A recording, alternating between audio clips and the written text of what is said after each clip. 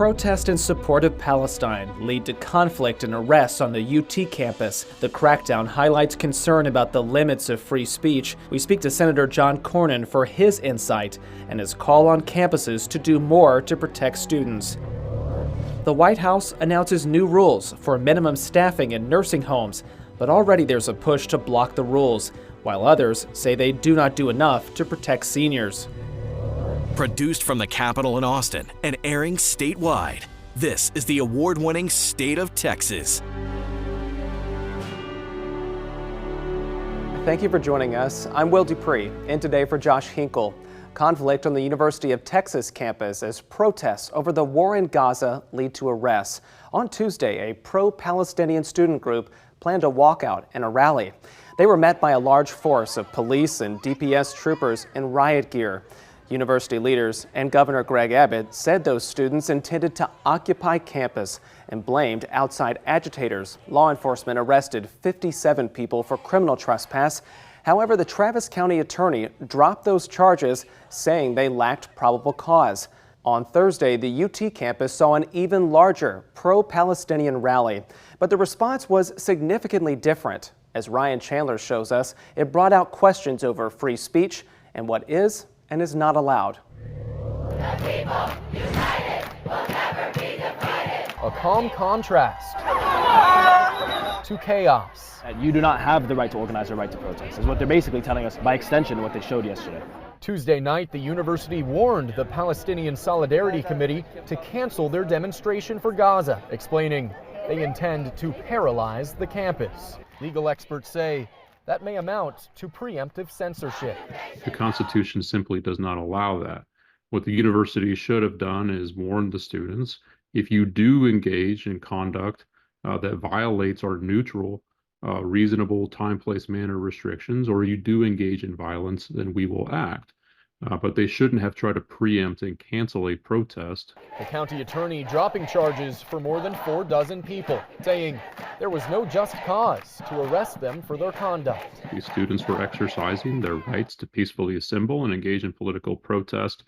That's just not the basis to throw somebody in jail. I'm really happy with the way that our school is handling every situation that's going on here in comparison to like Yale and Columbia. UT argues the protest would have infringed on other students' rights by disrupting the campus during finals season.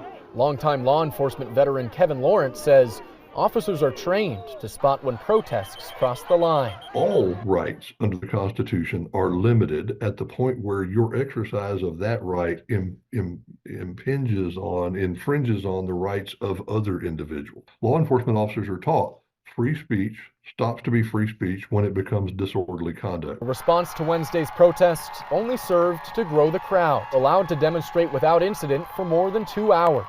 And they say there is more to come. As a tenured faculty member, I support them in doing that. It doesn't matter whether you're pro-Palestine or not. Regardless of your position, students need to know that faculty support their right to express those views. Ryan Chandler, State of Texas. The crackdown on protesters at UT brought mixed responses from elected leaders. Congressman Greg Casar spoke at that Thursday rally on campus and condemned the arrests. Congressman Lloyd Doggett said it was wrong for Governor Abbott to call the protesters anti-Semitic. Both Doggett and Casar are Democrats. Republican Senator Ted Cruz voiced support for the response from police and DPS, while Senator John Cornyn praised UT officials for preventing the protests from reaching levels seen at other universities. Senator Cornyn is joining us now. Senator, thank you for being here. We appreciate that. Good to be with you. You know, those demonstrations, they happened at a number of UT campuses all across the state. However, we did not see the level of law enforcement response that happened in Austin at those other campuses. Why do you think the approach in Austin was so different?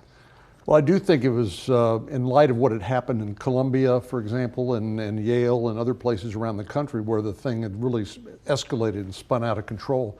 I think the officials at the University of Texas here in Austin wanted to make sure that while they respected the free speech rights of the protesters, as they should, that the rights of the students to pursue their education wasn't impinged upon, or that it didn't become violent.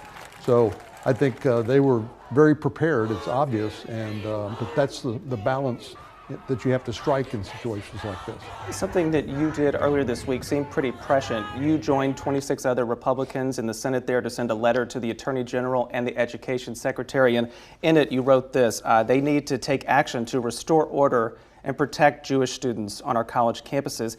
I'm really wondering, though, do you see students voicing opposition to what Israel is doing in Gaza as anti-Semitic? Well, it depends on the case-by-case basis. I'd hate to paint with a broad brush anybody exercising their rights, and it is a tough call. Obviously, Hamas, which is a proxy for Iran, attacked innocent Israelis on October the 7th and took a lot of innocent lives. I've traveled there in January myself and saw some of that and talked to some of the families whose children were still, and family members still being held hostage.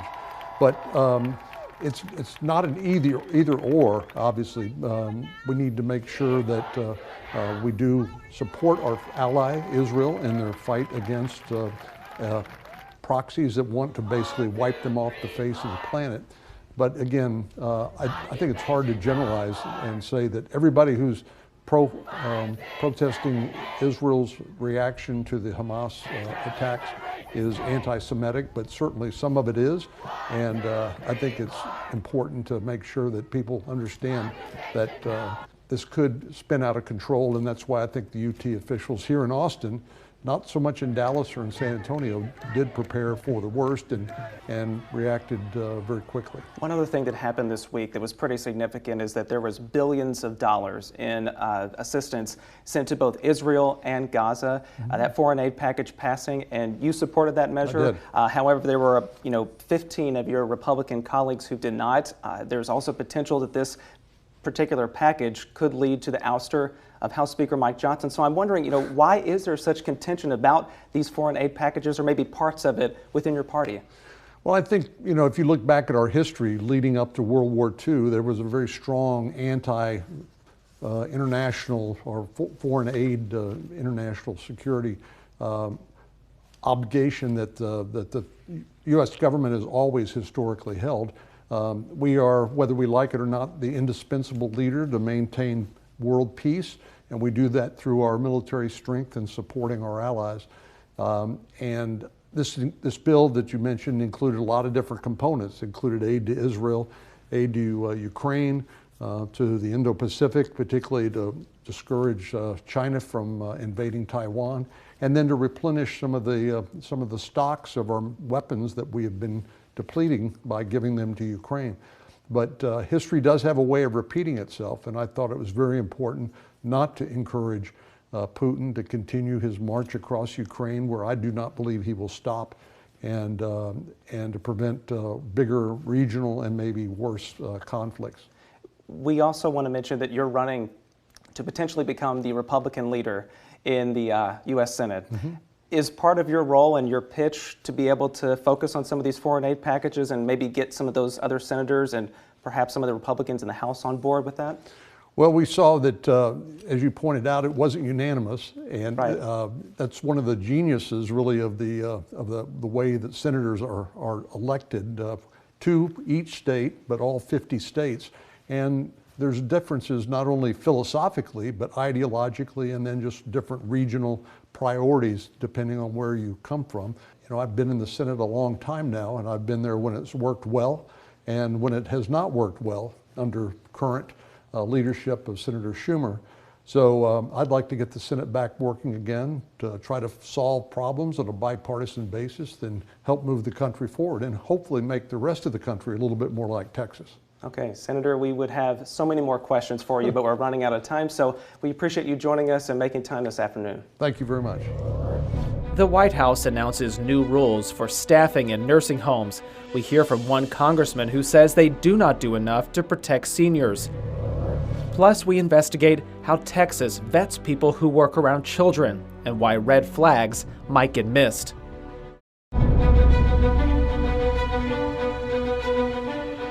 In an unprecedented move, the Biden administration finalized rules to require minimum staffing standards in nursing homes. That announcement comes after President Joe Biden promised to crack down on understaffing in nursing homes.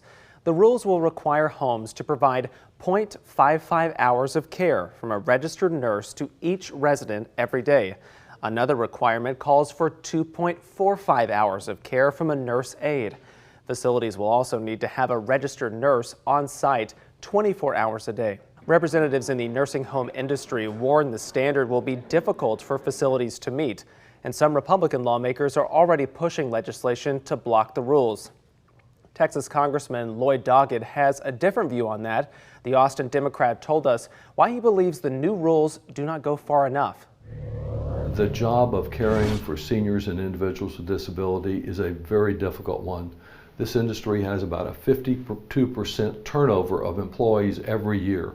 They're not paid enough to do the job we call on them to do, to provide some dignity and care for our seniors and individuals with disabilities. And I respect the fact that many people in the industry are trying to address this problem. It's been, their ability to address it has been reduced by the takeover by private equity of so many of these homes that get big profits early on and then cut staffing and care.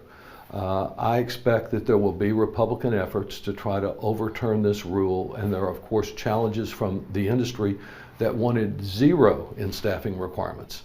This is setting a minimum standard. The standard that the administration has set is lower than what was recommended for quality care years ago. And I would like to see the industry stop fighting minimum staffing standards and start working with us to try to see that there's an improvement in patient care. There's just too many problems out there with people with bed sores and lack of good care and overwhelmed and underpaid staff. If we could work together to solve this instead of just litigating and trying to overturn the rule, I think we get to a much better place.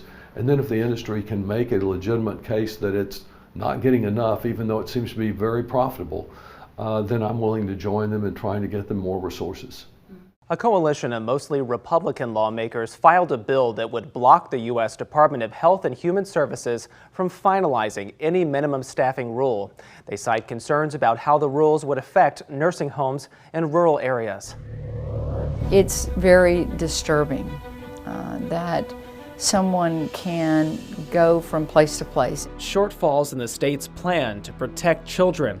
Some people with red flags made it through the hiring process and went on to work around kids. We investigate why the vetting system won't be running anytime soon. Who was accused of selling nude photographs of two teenagers. Let go from the Giddings State School in Lee County 2 years ago.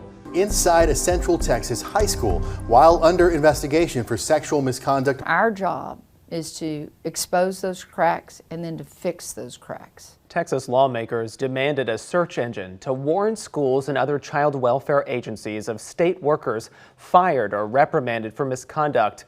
That do not hire search engine would pull thousands of disciplinary records from 4 state agencies. However, investigator Kelly Wiley found the lawmakers did not appropriate enough funding, and under current plans, critical information is still missing. Megan Tabor never imagined her family would fracture. No, not at all. Not in a million years. Last year, a Lampasas jury convicted her ex-husband, Casey Calvary, of sexually abusing a child in their family. Just makes me sad. A court filing brought to light a history of misconduct allegations stretching far beyond their household and highlighting systemic issues with how the state vets people who work around children. The record showed the Longview Fire Department forced Calvary to resign from his job as a firefighter in 2006 after a coworker accused him of touching her breast. Less than a year later, the Copperas Cove Fire Department terminated Calvary after he admitted he groped a patient in the back of an ambulance. The Texas Health and Human Services Commission put an emergency suspension on his EMT license. The local paper even wrote an article about the incident. You Google his name and that was the first thing that popped up. But court and personnel records show Calvary continued getting jobs that put him in direct contact with vulnerable people, even children, as a group supervisor in 2012 at a youth residential facility in Goldwaith. Later that year, after he and Tabor divorced, he worked as a teacher at a string of schools, including Ector County ISD, where in 2020, a young student came forward to report Calvary abused her. The Ector district attorney said a grand jury ultimately decided not to indict him on that allegation. But it was the catalyst for Tabor's family member going to the police about her own abuse. She knew that she had to come forward. She had to do whatever she could to keep him from continuing. Calvary did not respond to the letter we sent him in prison. His attorneys also didn't respond to several emails and calls. It's very disturbing that someone can go from place to place. Texas Senator Lois Kolkhorst authored Senate Bill 1849 in 2023 to help state agencies and schools see the red flags in job candidates like Calvary. The measure passed into law, requiring a single search engine to connect 4 do not hire registries from the Texas Education Agency, Juvenile Justice Department, Health and Human Services, and the Department of Family and Protective Services. It would put all of those agencies' notes on misconduct in one place where schools and child welfare employers can check. We're going to build databases. We're going to give tools to our agencies and to our school districts. But we found even with this new law, there are still cracks in the system, like some missing misconduct records that could help employers decide who should be around kids. Disciplinary records on law enforcement officers won't be in the search engine. Neither will HHSC's licensing data, which for a time was the only state database that noted Calvary's misconduct, his license suspension as an EMT. Would that kind of data be something that needs to be in this database? Warning. Yeah, that would be something that could be included for sure. But now, you're kind of looking at now we're going to spread 1849 out. But before any expansion, at least one agency says the legislature needs to invest more funding and resources next session just to operationalize the search engine, meaning until then, it won't be up and running at all. How much are they saying they need to be able to make the search engine operational? Yeah, I think that the estimate was, it'll be somewhere between 17 and 23 million. Got the seed money of 7 million. Why not try to fully fund it as much as you can when the bill was first passed? I think I put that request in. So in the end, the final budget writers have to make decisions. And I know that they both, all of us have a commitment. I believe Senate Bill 1849 was unanimous, and it will be funded, and it will be fully funded and operational. This is the house in Longview that the abuse actually started in. For Tabor's family, the changes won't repair the damage already done. There's no winning. But she hopes they will prevent heartache for others in the future. You have to make the decision that will maybe protect other kids down the road. Following our initial report, Lieutenant Governor Dan Patrick charged lawmakers to find ways to improve the search engine before the next legislative session in 2025. Senator Kolkhorst and Senator Paul Betancourt from our last story both say they do plan to introduce a bill in January requiring school districts to report contractors who are accused of misconduct to the state. That promise came after we uncovered a former juvenile corrections officer was able to get a contracted tutoring job at Austin ISD while under investigation by the Juvenile Justice Department for sexual misconduct. Kelly Wiley, State of Texas. Thank you, Kelly. For a timeline of when this search engine is expected to be completed and to find out who will have access to it first, check out this report on our website in this week's State of Texas story. New support is coming for Texas communities desperate for mental health professionals. Just how far $34 million will go and who it will help.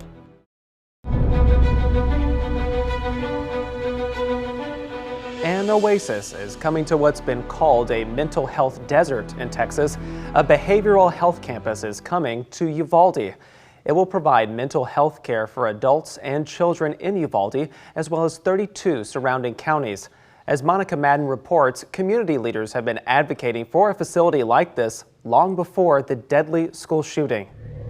This facility has got the potential to be a game changer.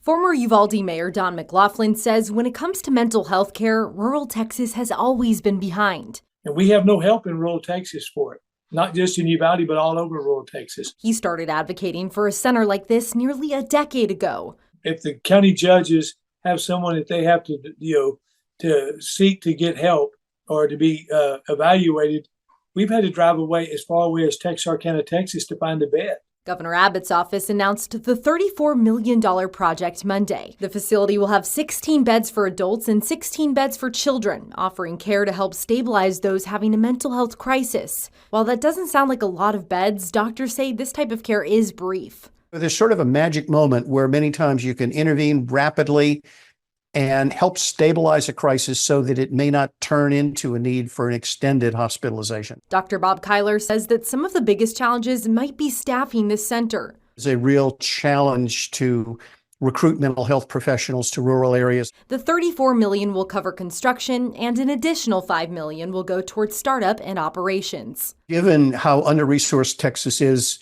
I think this is a really important addition, and I hope it's the first of many. Monica Madden, State of Texas.